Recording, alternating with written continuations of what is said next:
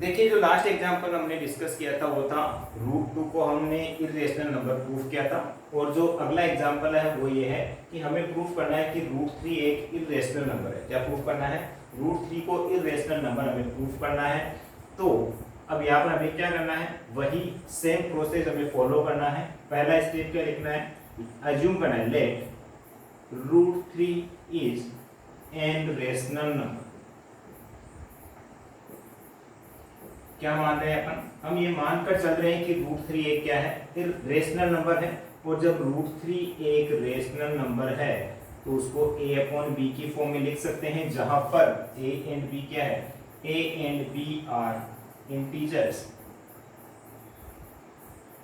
And coprime numbers and, चलिए यहीं पर लिख देता हूं, को प्राइम नंबर।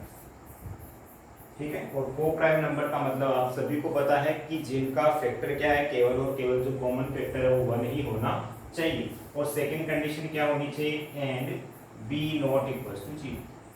तो यहाँ पर जो कंडीशन हमने लगाई है वो क्या है, a and b are integers होने चाहिए और को प्राइम नंबर होने चाहिए, और b यहाँ पर 0 के इक्वल नहीं होना चाहिए। अगर इतनी कंडीशन ये फुलफिल करता है तो यहाँ पर √3 क्या हो जाएगा, एक रेशनल नंबर हो जाएगा।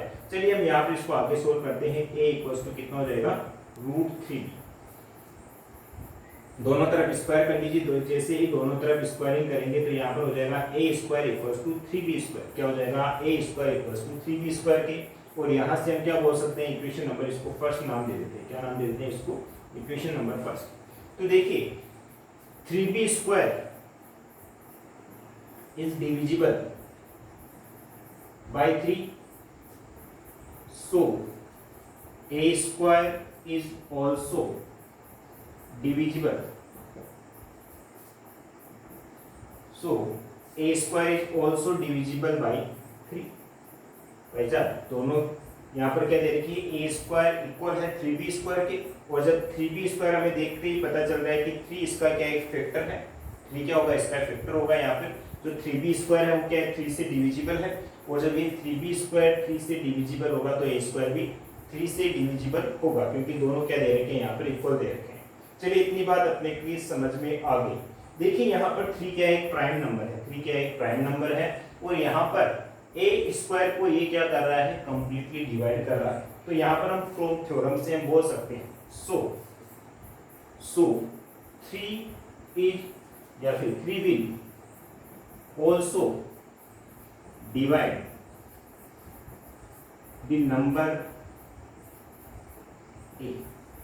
यहाँ पर क्या लिखा है, सो 3 will also divides the number a। जब 3 a² को डिवाइड करेगा तो यहाँ पर जो 3 नंबर है वो a को भी कंप्लीटली डिवाइड करेगा। ऐसा हम थ्योरम से लिख पा रहे हैं। क्या लिख पा रहे हैं, कहाँ से लिखा है मैंने, फ्रॉम थ्योरम से हमने लिखा है। थ्योरम मैंने अभी पिछले क्वेश्चन में आपको बताई थी, क्या थी, कि यदि कोई भी प्राइम नंबर किसी पॉजिटिव इंटीजर को क्या करता है, कंप्लीटली डिवाइड करता है, उसकी स्क्वायर को कंप्लीटली डिवाइड करता है, तो उसके वो स्क्वायर रूट को भी क्या करेगा, कंप्लीटली डिवाइड करेगा। तो ये मैंने वहां से लिखा है, आप थ्योरम भी यहाँ पर लिख देना। ठीक है, तो यहाँ पर देखिए जब यहाँ पर 3 a को कंप्लीटली डिवाइड करेगा तो a को क्या मैं यहाँ पर 3 से लिख सकता हूँ क्या? तो ये चीज कैसे लिखते हैं, ये सभी बच्चों के समझ में आ रही है कि नहीं आ रही है? भाई कोई भी नंबर है यदि वो 3 से डिविजिबल है, जैसे 6 है, 3 से डिविजिबल होगा कितने टाइम, 2 टाइम्स। तो यहाँ पर 6 को क्या ऐसे लिख सकता हूँ, 3 मल्टीप्लाई c। ये 6 3 से डिविजिबल है तो इसको 3c लिख सकता हूँ क्या, और c यहाँ पर कितना हो जाएगा, 2 हो जाएगा। मतलब कि यहाँ पर किसी भी नंबर को हम उस नंबर के मल्टीपल की फॉर्म में लिख सकते हैं जो इसका क्या होगा, फैक्टर होगा। ठीक है, चलिए तो यहाँ पर a कितना हो जाएगा, 3c के इक्वल हो जाएगा। दोनों तरफ स्क्वायरिंग कीजिए भाई, यहाँ पर जैसे स्क्वायरिंग करोगे यहाँ पर हो जाएगा a² इक्वल्स टू 9c²। किसके इक्वल हो जाएगा, a² इक्वल्स टू 9c²। ठीक है, और यहाँ से a² की वैल्यू पुट कर रहे हैं अपन इक्वेशन नंबर फर्स्ट में। कहाँ पुट कर रहे हैं, यहाँ पर a² की मैं वैल्यू पुट कर रहा हूँ इक्वेशन नंबर फर्स्ट में। तो देखिए जहाँ पर जैसे ही a² की वैल्यू में यहाँ पर इक्वेशन नंबर फर्स्ट में पुट करूंगा, चलिए इसको मैं कुछ नाम दे देता हूँ, इक्वेशन नंबर थर्ड नाम देते हैं, इक्वेशन नंबर थर्ड। तो from first and third 3b square equals to हो जाएगा यहाँ पर 9c स्क्वायर के, और 3 से ही कट जाएगा b square equals to 3c square. ठीक है, ये इक्वेशन नंबर आ गई अपने पास, इक्वेशन नंबर 4। देखिए इस इक्वेशन को देखने पर पता चल रहा है कि ये जो 3c स्क्वायर है, 3c square is divisible by 3। so b square is also divisible by 3, क्योंकि दोनों क्या है, इक्वल है। यदि 3c स्क्वायर को कंप्लीटली डिवाइड कर रहा है तो ये 3 क्या करेगा, b स्क्वायर को भी कंप्लीटली डिवाइड करेगा, क्योंकि दोनों नंबर्स क्या हैं, इक्वल है। और हम यहाँ पर थ्योरम से बोल सकते हैं, फ्रॉम थ्योरम यहाँ पर क्या लिख सकते हैं, and 3 also divides the number b। और यहाँ पर जब 3b स्क्वायर को कंप्लीटली डिवाइड कर रहा है तो 3 क्या करेगा, b को भी कंप्लीटली डिवाइड करेगा। ये हम कहाँ से लिख रहे हैं, फ्रॉम थ्योरम से हम यहाँ पर लिख रहे हैं। ठीक है, तो देखिए यहाँ पर इन दोनों स्टेटमेंट को ध्यान से देखिए, 3 will also divides the number a and 3 also divides the number b। मतलब कि जो नंबर 3 है वो a को भी कंप्लीटली डिवाइड कर रहा है और b को भी कंप्लीटली डिवाइड कर रहा है। It means 3 is an common factor। 3 is an common factor of a and b। मतलब कि यहाँ पर 3 क्या हो गया है, a और b का कॉमन फैक्टर हो गया है। एंड दिस कॉन्ट्राडिक्ट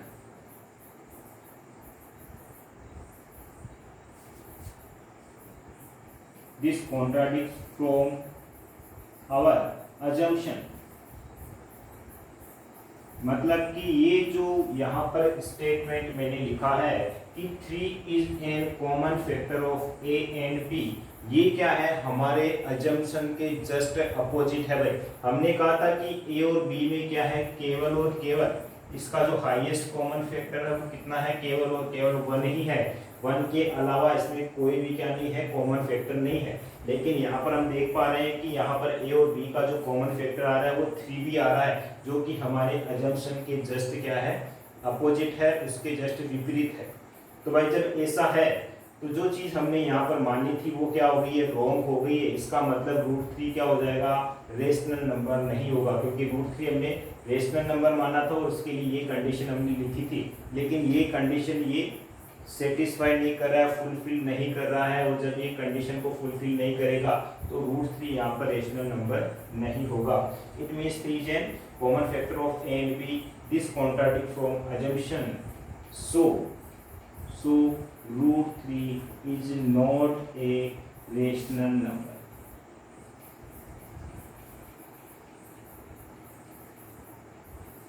तो यहाँ पर क्या नहीं है, √3 एक रेशनल नंबर नहीं है। जब √3 रेशनल नंबर नहीं है तो फिर ये क्या होगा, ये होगा irrational number. So we can say, हम क्या बोल सकते हैं, वी कैन से, चलिए मैं कहाँ पर ऊपर लिख देता हूँ। So we can say that √3 is an irrational number। तो हम यहाँ पर ये बोल सकते हैं कि जब √3 एक रेशनल नंबर नहीं है तो ये क्या होगा, एक इररेशनल नंबर होगा।